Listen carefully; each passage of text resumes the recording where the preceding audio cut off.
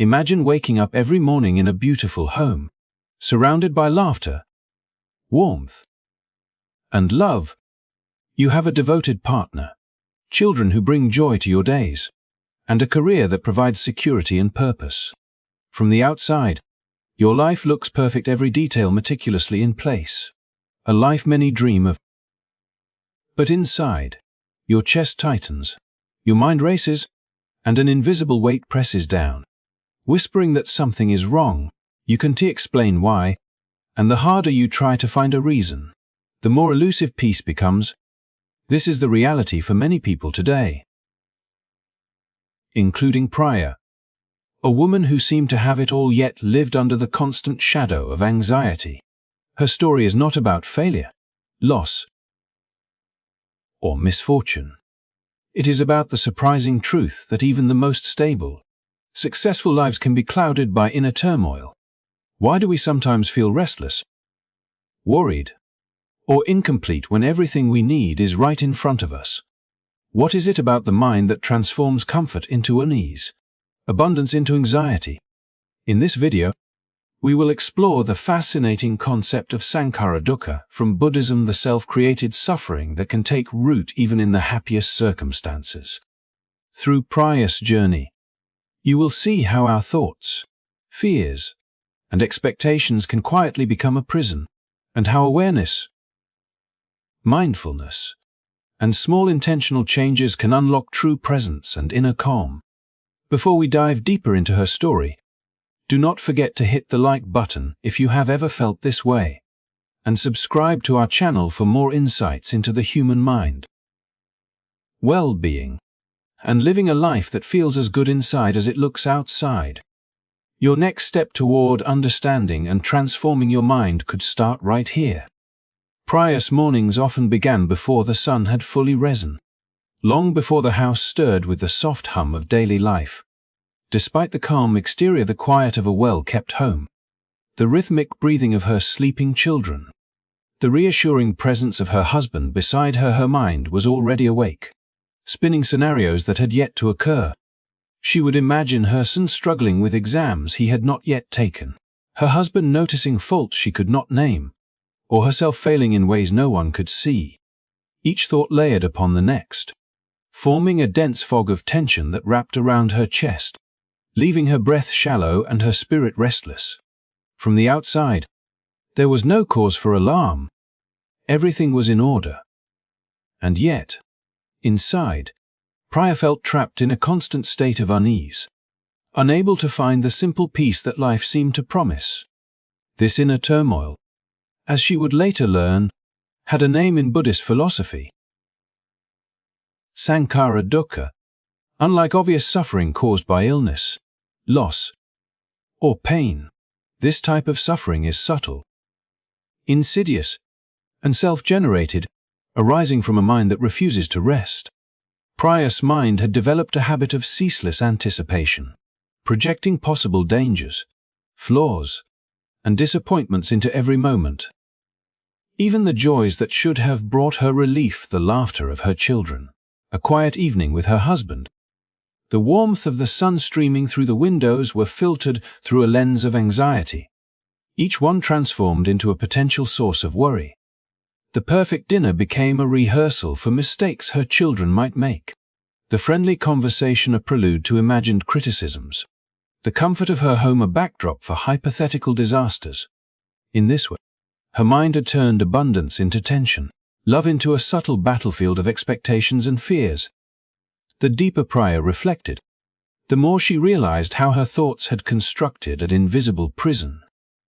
She was living in the present physically, but trapped mentally in a labyrinth of her own making. Her mind's restlessness created a distorted reality where the line between potential threat and lived experience blurred, leaving her emotionally exhausted. She could not escape it, because the very faculty meant to guide and protect her, the mind, had become the architect of her suffering. Every moment of happiness was shadowed by a future that existed only in anticipation. Every accomplishment weighed down by what might go wrong. It was not the world outside that caused her pain, but the constant motion within her own consciousness, a relentless engine that refused to pause. Priya's struggle with Sankhara-Dukkha also revealed how human nature often resists contentment. Even when circumstances appear ideal, the mind's habit of comparison, projection, and overthinking can convert the most nurturing environment into a source of stress. Buddhist teachings suggest that suffering does not always arise from lack or misfortune, but often from clinging, from a restless desire for outcomes to align with imagined standards, and from an inability to accept the present fully. Priya's case illustrated this vividly. She had achieved what society would call success, yet she felt incomplete, demonstrating that true peace is not a function of external achievement but of inner equilibrium. As she began to recognize this, Priya also understood the paradoxical nature of her experience. The more she tried to control her anxiety or force her mind to relax, the more persistent it became. Sankhara-Dukkha thrives on resistance.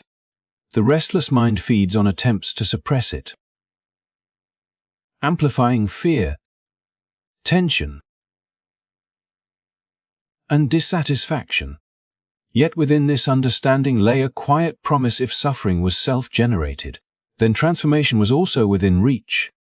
The journey to freedom would not require changing her life or circumstances, but learning to navigate, observe, and retrain the mind that had so long dictated her reality. It was the beginning of a new awareness. That peace, even in the midst of abundance, comes not from external conditions but from cultivating presence, patience, and gentle discipline within one's own consciousness. This realization marked the turning point for Priya, the moment when she could begin to see her life not as a source of anxiety, but as a canvas on which mindfulness and awareness could restore clarity and a deep, enduring sense of well-being. From the outside, Priya's life seemed like a carefully composed portrait of contentment. A cozy home in a quiet neighborhood, a husband who was attentive and kind, and 2 children whose laughter echoed through the rooms like sunlight. Colleagues admired her professionalism, friends envied the balance she seemed to maintain, and family members counted on her steady presence. Yet beneath this carefully curated exterior, Priya's inner world was turbulent, a restless storm that refused to be calmed by her tangible blessings. It was not the circumstances of her life that stirred this unease, but the relentless patterns of her own mind, which had quietly, almost imperceptibly, learned to generate anxiety as a constant companion. Every day, even during moments that should have been serene, her mind was already racing ahead, imagining worst-case scenarios and weaving intricate tapestries of potential disasters. When she watched her children play, she was not simply enjoying their joy. She was calculating every possible setback that could befall them, rehearsing criticisms that might come from teachers or peers, and worrying about whether she was doing enough to shield them from life's inevitable challenges. Even ordinary tasks, like preparing for a work meeting or planning a weekend outing, became exercises in anticipatory stress as her thoughts leaped forward, simulating failures, misunderstandings, or mishaps that had not yet occurred. The more she tried to push these worries aside, the more insistent they became, multiplying in layers until she felt trapped in a web of invisible suffering that had no discernible beginning or end. This pattern of preemptive anxiety extended beyond herself and seeped into her relationships, creating subtle yet profound effects. Her husband, who genuinely desired to share in her life's moments, often found her physically present but emotionally elsewhere. Her responses clipped, distracted, or tinged with concern over things that did not yet exist. Her children, sensing the tension beneath her smiles, began to approach her cautiously, unsure of how to engage without triggering her worry. Even casual interactions with friends or colleagues carried an unspoken weight, as Priya's internal narrative constantly ran in the background, critiquing, forecasting, and anticipating outcomes that were beyond her control. It was as if she were perpetually living 2 lives, one visible to the world, polished and competent, and another invisible, dominated by a mind that had become a factory of suffering. Over time, this pattern reinforced itself, creating a feedback loop that made anxiety both habitual and automatic. Her brain, trained to expect threats even where none existed, treated imagined possibilities with the same urgency as real crises, sending waves of stress and tension through her body that mirrored the external pressures she faced. The irony was that her efforts to secure safety, perfection, or control only strengthened the habit, as each attempt to manage the mind's anticipatory fears inadvertently validated them.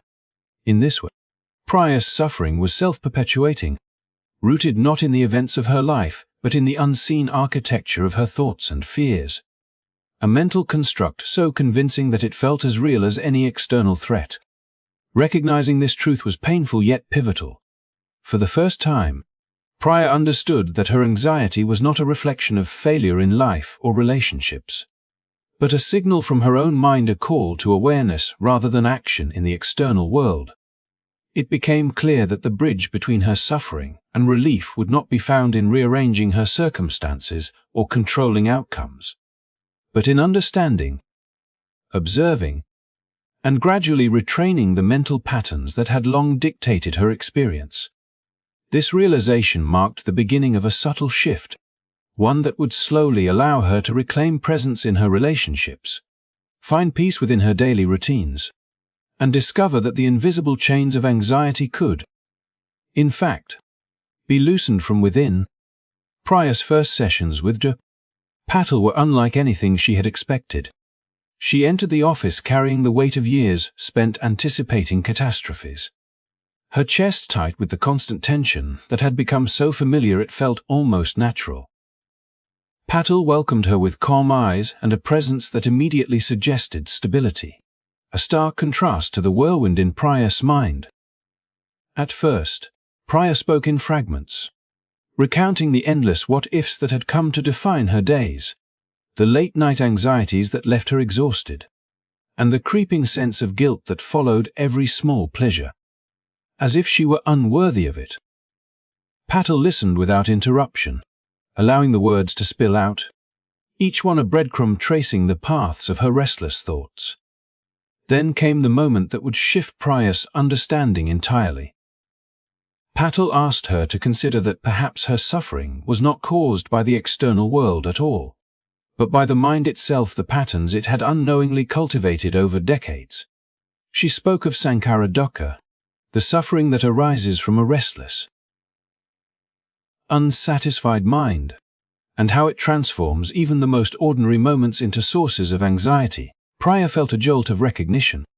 Every imagined failure, every anticipated criticism, every self-imposed standard of perfection suddenly fit into a larger picture.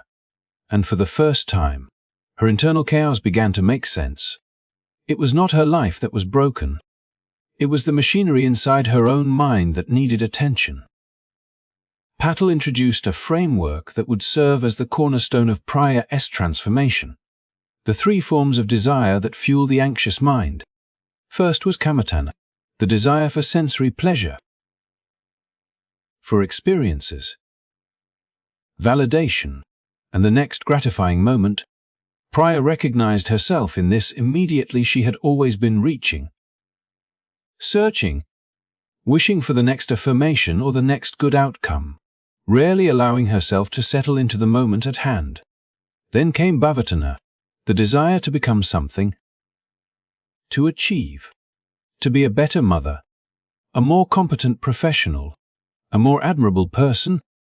It was this constant striving that had kept her mind in a perpetual state of unrest, unable to celebrate progress because she was always looking forward to what she had yet to accomplish.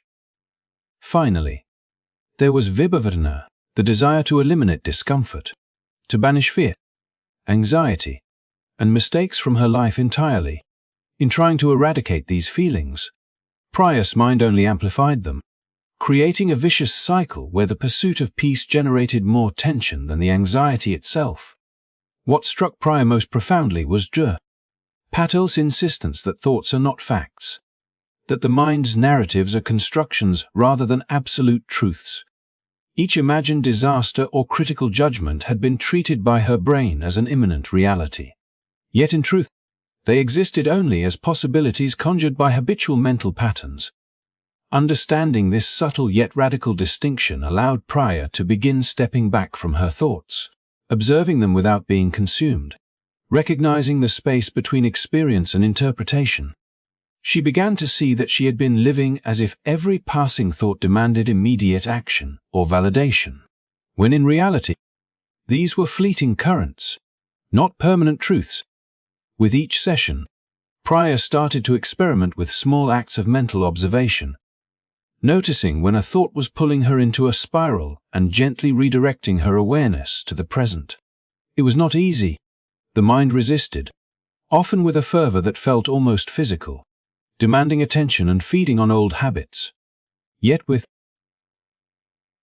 Patil's guidance, she began to understand that this resistance was not a sign of failure, but a normal part of training a restless mind.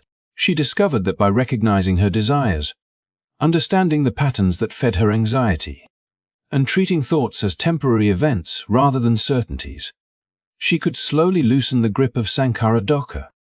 Each insight became a tool, each observation a step toward reclaiming her own experience.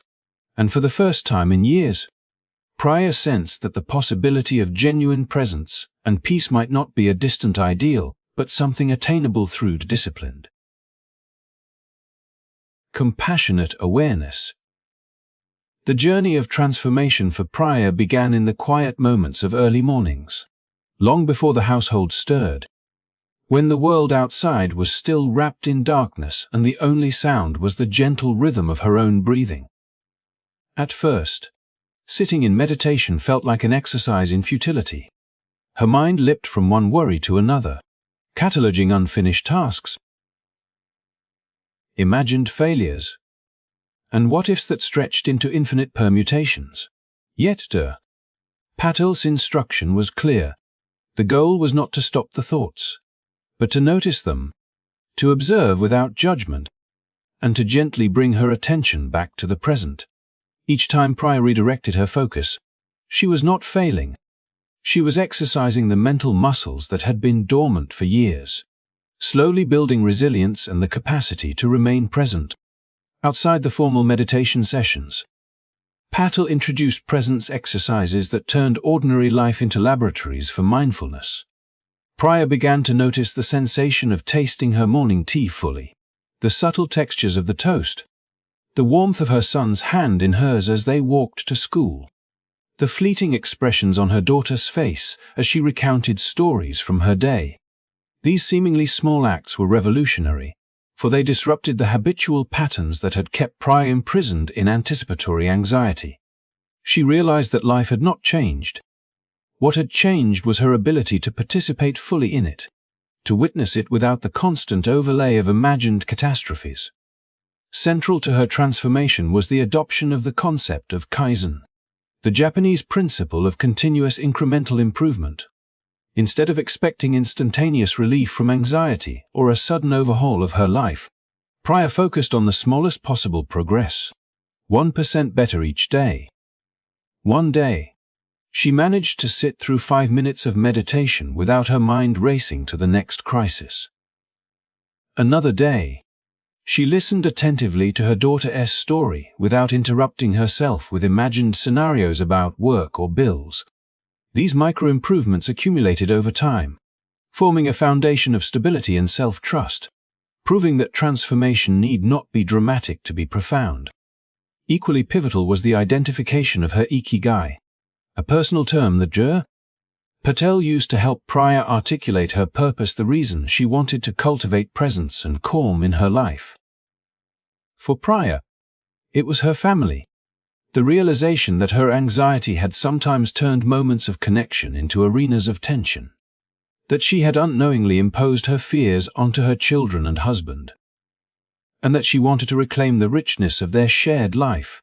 Keeping this purpose in mind provided a compass for her practice, reminding her that every deliberate act of presence was an investment in the relationships she valued most deeply. As weeks turned into months, Priya began to notice subtle but undeniable shifts. She could respond to her son's questions without rehearsing future objections. Listen to her daughter's excitement without the background hum of worry, and approach her husband with a calm attentiveness that had previously been rare. Anxiety still visited her, as it would, but she no longer felt consumed by it. It became a temporary visitor rather than a permanent tenant. Her daily exercises, meditation, mindful observation, and focused presence combined with the guiding principles of Kaizen and Ikigai transformed not only her internal experience but the texture of her relationships. In the end, Priya realized that the journey was not about eradicating anxiety completely but about creating space between herself and her thoughts, learning to witness them without attachment, and cultivating the capacity to live fully in each moment. By practicing mindfulness and aligning daily efforts with purpose and incremental progress, she had reconnected with the life she had always had but had been too anxious to inhabit. The transformation was not instantaneous, dramatic, or effortless, but it was lasting, grounded in the steady rhythm of conscious practice, self-compassion, and the relentless dedication to being present for the life and the people she truly loved. As months passed, Priya noticed a quiet but profound transformation in herself, one that no external achievement or material comfort could have brought. The relentless tension in her chest that had once accompanied every morning began to ease, replaced by a sense of groundedness she had long forgotten. She no longer woke up dreading the day ahead, nor did she spend her evenings consumed by a constant mental rehearsal of possible disasters. Instead, she had learned to meet each moment as it came, to acknowledge her thoughts and emotions without being swept away by them, and to accept that life's uncertainties were not threats but invitations to practice presence. The meditation and mindfulness exercises she had once viewed with skepticism had become tools of liberation, subtle yet powerful, allowing her to step back from the whirlwind of her mind and witness life with clarity and compassion. Priya discovered that true change was not about eliminating anxiety entirely, that was unrealistic, but about changing her relationship with it. She realized that the suffering she had endured for so long was largely self-created, a product of mental patterns that projected fear into every corner of her life. By observing these patterns, understanding the desires that fueled them, and practicing consistent, incremental improvements, she gradually rewired her response to stress, cultivating a mind that could rest without guilt and focus without distraction. The joy she had taken for granted, the laughter of her children, quiet conversations with her husband, the small pleasures of daily routines became vivid and accessible once again.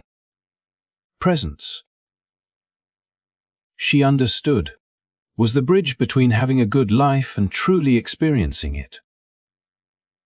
One evening, Priya watched her children playing in the yard, their laughter ringing in the air, and she felt a profound sense of gratitude. For the first time in years, she was not thinking ahead, imagining disasters, or critiquing herself. She was fully there, immersed in the texture of life as it unfolded, appreciating the ordinary and the extraordinary alike. That realization, the simple truth that life itself was not the enemy, but her restless mind had been brought a deep and enduring sense of peace. She had learned that consistent mental training, patience, and purposeful effort were not just techniques but lifelines, offering a path out of the invisible prison she had unknowingly built. Priya's journey also taught her something invaluable about human connection. When the mind is calm, the heart can open fully. Her relationships began to heal and flourish. Conversations with her children became genuine exchanges rather than anxious interrogations, and her husband no longer carried the silent burden of her projected fears. She realized that by cultivating her own inner peace, she was creating an environment where love, trust, and joy could thrive naturally. If you take anything from Priya's story, let it be this: the greatest obstacles to happiness are often invisible, residing not in the world around us but within our own minds. But just as the mind can create suffering, it can also be trained to nurture presence, clarity, and peace. Change may be gradual, imperfect, and at times frustrating, but it is possible, and every small step compounds into lasting transformation. Thank you for watching this story until the end. If Priya's journey resonates with you, please like this video and subscribe to the channel to explore more stories and insights that help us live more mindful, present, and fulfilling lives. Your support helps us continue to share meaningful content and reminds us that no one is alone in their journey toward inner peace.